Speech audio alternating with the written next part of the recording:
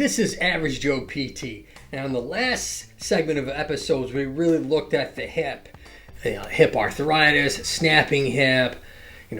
Is it just a little arthritis? Is it tendonitis or bursitis? This episode, this series that I'm going into now, we're going to go up the chain a little bit, and we're going to start to look at the neck, and we're going to look at the shoulder. Where's my pain coming from? Because once you know where your pain's coming from, you can demystify what's really going on. So we can treat just the neck and your symptoms get better, and you can do those at home, or we need to focus more on the shoulder because you don't want to treat the neck and it's really coming from a shoulder problem and vice versa. So on this episode, we're going to look at that. So I want you guys to hit a thumbs up and a like. We're going to get this out to more people so we can help more people. And let's go ahead and get started. So we're looking at the neck specifically. Really, a lot of times, pain's coming on. During the day it can, but it's really when you're starting to wind down and you're going to sleep at night. That first 5, 10, 15 minutes trying to get to sleep, trying to unwind is when those pain symptoms really start to come on. And that's when people start to say, uh-oh, if I can't sleep, we got a real problem. So people can deal with a lot of neck pain and shoulder pain during the day, but that pain comes on strong at nighttime and you ain't gonna sleep, unfortunately. It's gonna keep you awake. Now, how do we know the difference between a neck pain and a shoulder pain? Let's go ahead and move on to the neck first of all. So if we're having any kind of nervy kind of symptoms, those synapses is just kind of firing off and giving you numbness and tingling and burning down the arm, into the shoulder, back of the hand. Feels like your hand's weak, like you ain't got your grip strength, depending on what side of the body we're talking about.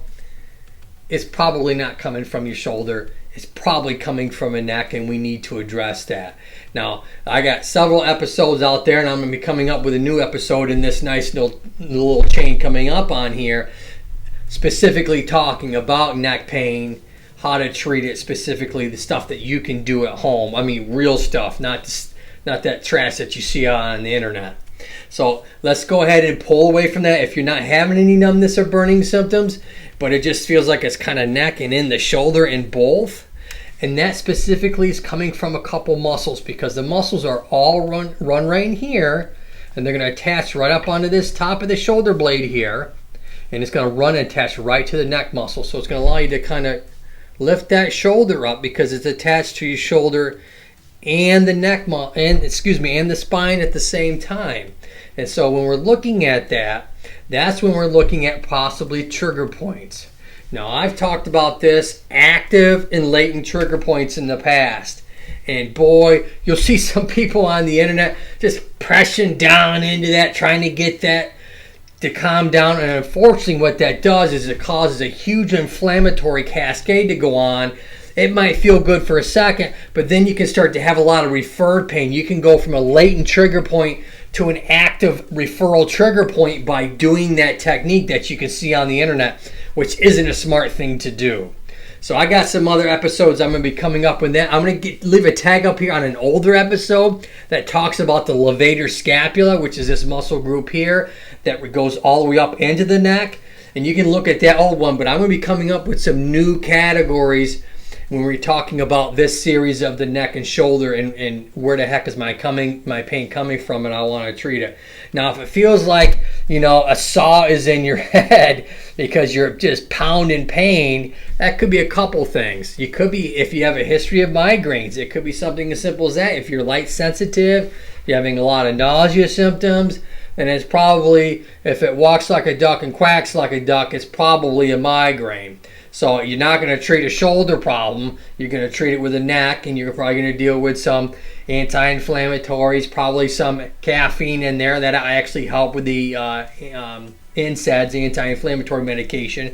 Kind of gets that medication, the anti-inflammatory, into the bloodstream a lot faster to the site and gets that to calm down. And you want to also ice the area. Any type of pain referring into the neck and the head area, you want to ice it 15 to 20 minutes like I've always talked about. Reducing the stimulation, whether that's light, TV, phones.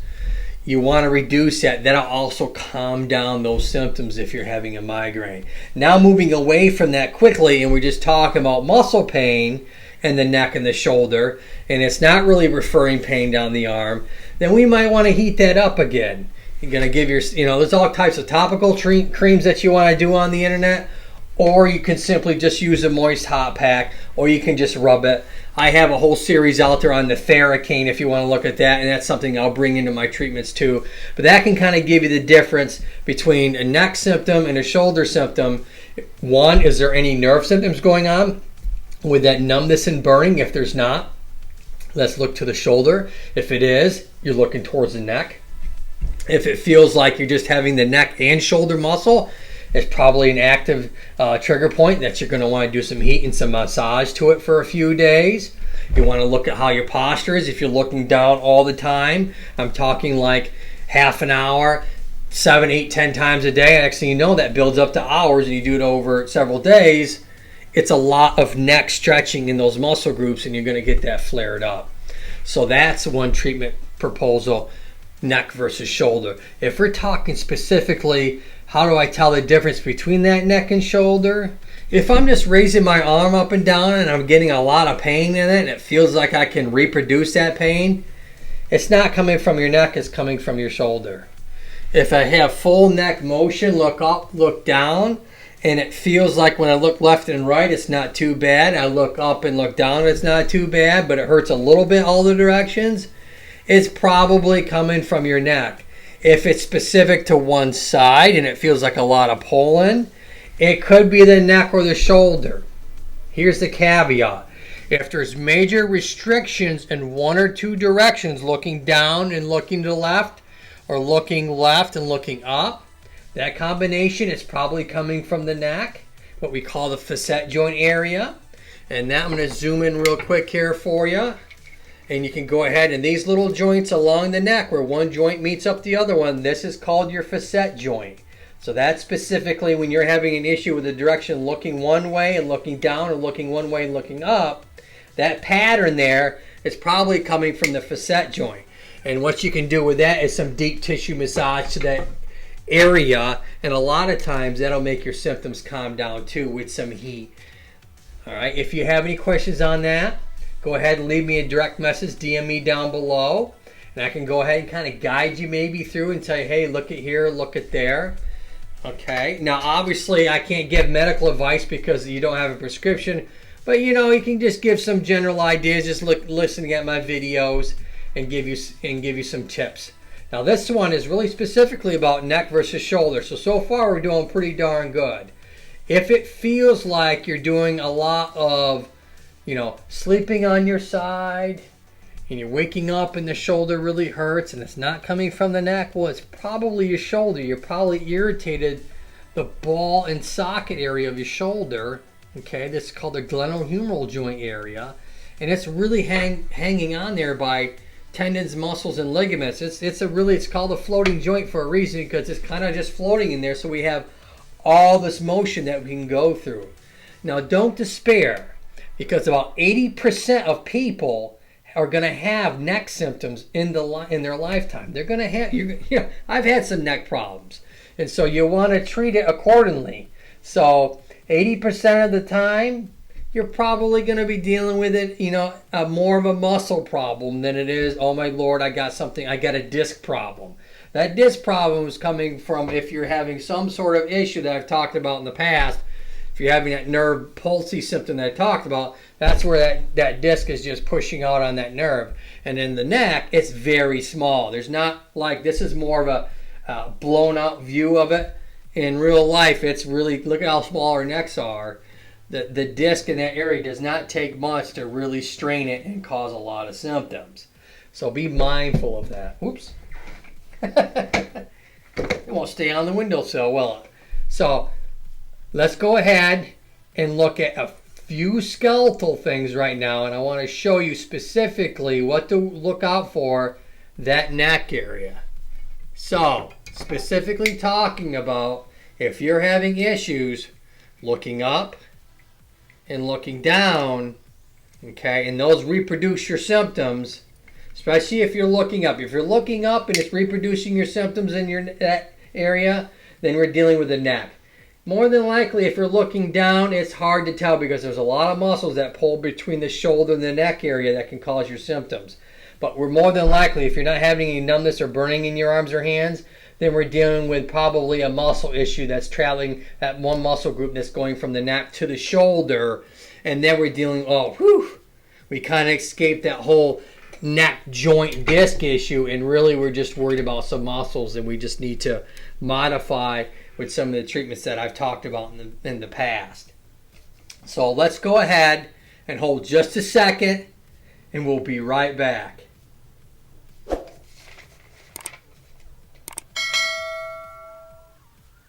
All right, we're back. Now just think of that storm of pain that's coming onto you. And it's traveling your neck, it's traveling your shoulder. It feels like it's in the middle part of your spine. It's just killing you. Why? Because your shoulder blade literally sits in the middle part of your back. And a lot of those muscles that sit in that middle part of the back there, it hangs just like that. And those muscles are behind the shoulder blade that attach to the spine, as well as at the top, like I've shown you in recent videos. That's where those muscles are attaching to. And so you want to be mindful if you're having any kind of pain in your mid-back area, okay, and you're moving your shoulder around, it's probably muscles in that shoulder going to that mid-back, and we can really screen out the neck completely at that point. So if you guys have any further questions on that, go ahead and leave me a direct message down below. I got a couple videos on treatments that you can do for the mid-back. I'm going to go ahead and leave a link up for that catalog, and you can go ahead and peruse through that to kind of give you some ideas, some tips, and some tricks to help you at home to help manage your symptoms. And next time, I think specifically we're going to let's look at this shoulder a little bit deeper dive, and we're going to look at what's a rotator cuff problem versus what's a ball and socket problem. That'd be a good video to look at. Rotator cuff, I hear that all the time. Is it my arthritis in my shoulder, or is it a tendonitis? Is it a rotator cuff issue? So next time I want you to look out for that one. And Scully and I always say, look up and keep smiling. See you next time, folks.